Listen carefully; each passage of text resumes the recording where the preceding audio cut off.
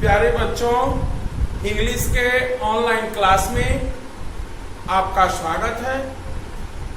पिछली कक्षाओं में हम लोग प्रेजेंट कंटीन्यूअस टेंस के बारे में जाने थे, उसका पहचान, बनाने का नियम, उसका यूज कहाँ होता है, किन किन वर्ब का प्रयोग प्रेजेंट कंटीन्यूअस टेंस में नहीं होता है। इन सारे प्रमुख चीजों की जानकारी हम लोगों ने पिछली कक्षाओं में प्राप्त किया। आज हम लोग प्रेजेंट टेंस के तीसरे भेद प्रेजेंट परफेक्ट टेंस यानी पूर्ण वर्तमान काल के बारे में जानेंगे, उसकी परिभाषा जानेंगे, उसका आइडेंटिफिकेशन जानेंगे, उसका फॉर्म जानेंगे, बनाने का नियम, फिर हम आगे बढ़ेंगे। तो आइए आज की कक्षा में हम लोग जान रहे हैं present perfect tense. The present perfect tense is used to indicate an action just completed.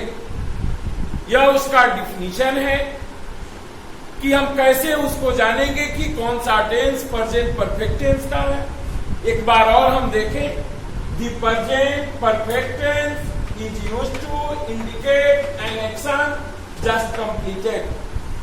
वैसे वर्ब जिनसे पता चले कि काम भूतकाल अर्थात पास्ट में शुरू हुआ, आरंभ हुआ है और अभी अभी समाप्त हुआ है, वे प्रेजेंट परफेक्ट टेंस में होते हैं। अब हम जाने इसका आइडेंटिफिकेशन यानी पहचान। हम कैसे पहचानेंगे कि यह वाक्य जो है वह प्रेजेंट परफेक्ट टेंस का है। इसका आइडेंटिफिकेशन जाने।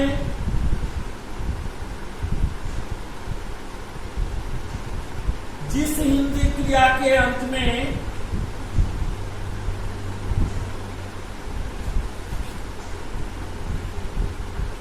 या है, ई है, ए है या चुका है, चुकी है, चुके हैं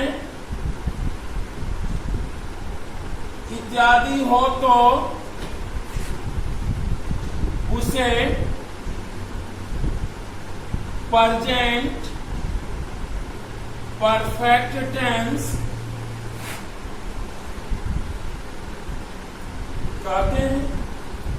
यह इसका आइडेंटिफिकेशन यानी पहचान है जिस हिंदी क्रिया के अंत में या है, ई है, ए है या चुका है, चुकी है, चुके हैं इत्यादि हो तो उसे प्रेजेंट परफेक्ट टेंस कहते हैं। एज जैसे हम देखेंगे, एज में देखेंगे,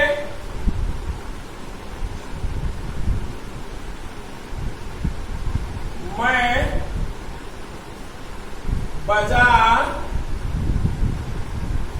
गया हूं या मैं बाजार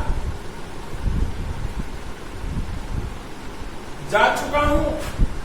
दोनों का ट्रांसलेशन एक होगा क्योंकि इसके पहचान में या हूं और इसके अंत में है चुका हूं।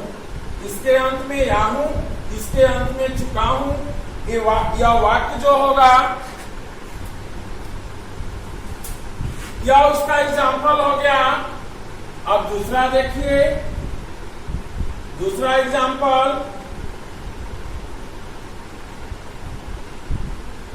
वे लोग क्रिकेट खेले हैं या वे लोग क्रिकेट खेल चुके हैं। अगला एग्जाम्पल देखिए, वह पात्र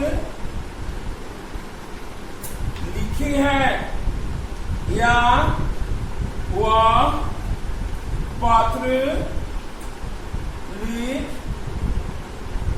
चुकी है, वह गाना गाया है, या वह गाना गा चुकी। अब हमारा कॉन्सेप्ट क्लियर हुआ कि चाहे उसके अंत में या है, ई है, ए है, या चुका है, चुकी है, चुके हैं, जो भी हिंदी क्रिया के अंत में हो, ये सारे वाक्य प्रेजेंट परफेक्ट टेंस में होंगे। अब हम जानेंगे इसको बनाने का नियम। हाँ, तो अब हम देखेंगे प्रेजेंट परफेक्ट टेंस के वाक्यों को बनाने का नियम, उसका फॉर्म, उसको हम कैसे बनाएंगे। तो सबसे पहले हम लिखेंगे सब्जेक्ट। सबसे पहले लिखेंगे सब्जेक्ट प्लस हैज या हैव प्लस V3 यानी वर्ब का तीसरा रूप, अदर वर्ड फुल स्टॉप।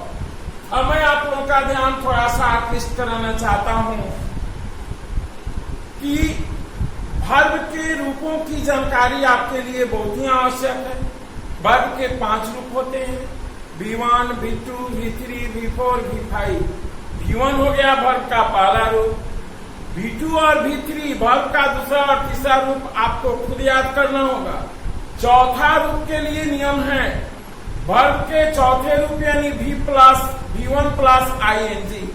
मूल क्रिया में ING जोड़ते हैं तो वर्ब का चौथा रूप होता है। V1 plus SAIS equal to V5। Verb के प्रथम रूप में यानी मूल क्रिया में SAIS जोड़ते हैं तो वर्ब का पांचवा रूप बनता है। चौथा और पांचवा के लिए नियम है, बट दूसरा और तीसरा रूप आपको याद करना होगा। आइए अब हम देखते हैं इसका अनुवाद हम कैसे बनाएंगे प्रेजेंट परफेक्ट टेंस का। अब हमारे सामने एक समस्या है, हमें डाउट है कि हम हैज और हैव ऑक्सिलियरी वर्ब है। मैं पूर्व की कक्षाओं में मैं बता चुका हूं कि ऑक्सिलियरी वर्ब की संख्या 24 है, जिसकी जानकारी आपके लिए परम आवश्यक है। आपके सिलेबस में 10th हो, इंटर हो, उसमें आपको choose the correct auxiliary verb, आपका MCQ में क्वेश्चन रहेगा जिसमें ऑक्सिलियरी वर्ब से रहता है। अब उसमें आपको चुनना है कि कहां सही ऑक्सिलियरी वर्ब का हम प्रयोग करेंगे, किस टेंस में करेंगे। तो हैज और हैव ऑक्सिलियरी वर्ब है, इसका प्रयोग इस टेंस में हम कब करेंगे, इसके साथ करेंगे। तो आइए आई, वी, यू, दे और प्लुरल के साथ हैव लगाएंगे, ही, सी, इट और सिंगुलर के साथ हैज लगाएंगे।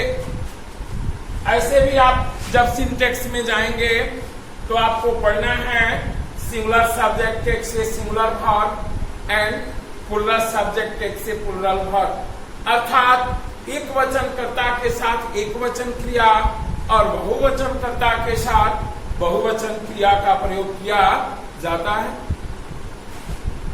तो अभी आपने जाना कि हैज और हैव का प्रयोग हम कहां करेंगे।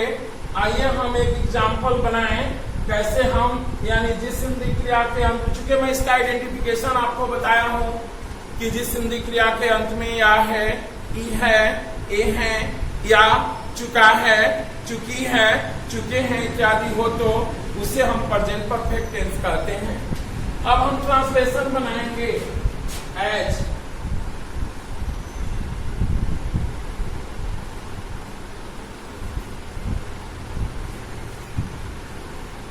आप लोग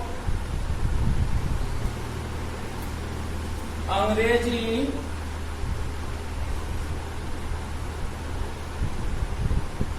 बोल चुके हैं, इसके अंत में चुके हैं, या आप लोग अंग्रेजी बोले हैं, ये है, यहाँ है चुके हैं। ये टेंस जो होगा वह प्रेजेंट परफेक्ट का है। अब देखिए हम कैसे बनाते हैं। आप लोग का अंग्रेजी क्या होगा, यू, यू के साथ सब्जेक्ट हो गया यू, सब्जेक्ट के बाद 2 नंबर में हमें ऑक्सिलरी वर्ब लगाना है या हैव। तो यहाँ देखिए सेकेंड पर्सन है और सेकेंड पर्सन के साथ हम किसका प्रयोग करते हैं, हैव। You have. अब देखिए बोलना वर्ब है, मूल क्रिया बोलना हुआ और बोलना का V3, बोलना का अंग्रेजी होता है स्पीक, स्पोक, स्पोकन। तो यहां होगा यू हैव स्पोकन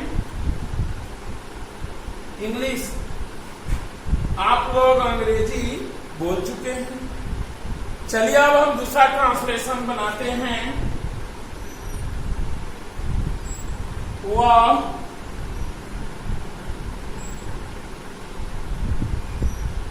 पत्र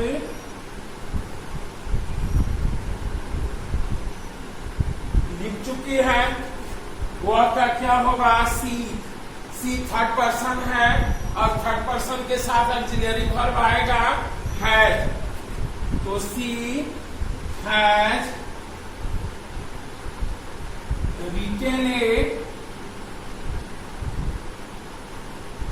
लेटर। वह पत्र लिख चुकी है, सब्जेक्ट हो गया वह का सी, ऑक्सिलरी वर्ब आएगा हैज। राइट का तीसरा रूप write, wrote, written. Written other word हो गया पत्र, ए लेटर। क्या हुआ, she has written a letter. इस तरह बहुत सारे वाक्य जिसके अंत में या है, ई है, ए है, उसका हम अनुवाद बना सकते हैं। जैसे वे लोग कॉलेज गए हैं, तो वे लोग का क्या होगा, दे होगा। दे प्लूरल थर्ड पर्सन है, दे के साथ क्या लगेगा, हैव। जाना का अंग्रेजी गो का तीसरा रूप गो, वेंट, गॉन। क्या होगा, they have gone to college. Sania tennis खेल चुकी है। सानिया सिंगुलर है, थर्ड पर्सन है। सानिया हैज प्ले का तीसरा रूप प्लेड, टेनिस। विराट शतक लगा चुका है। Virat has scored a century. Dhoni छक्का लगा चुका है।